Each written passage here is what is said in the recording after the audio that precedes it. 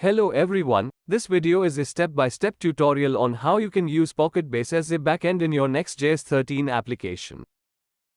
First, open VS Code editor with PocketBase and Next.js 13 installed and configured. In Git Bash, Windows PowerShell, type the command PocketBase serve, and it will open your application on port 8090.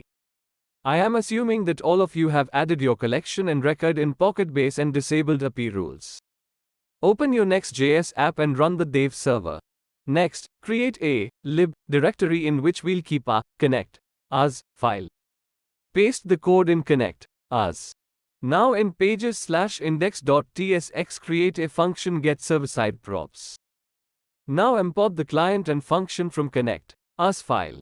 Return the data as props and use in the page function.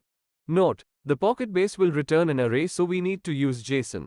Pass JSON stringify data. Finally, map through the array and display on front end. That's it, you have built an Todo app that can also be real-time if you need. Convert your ideas into dream and never stop learn. Thank you.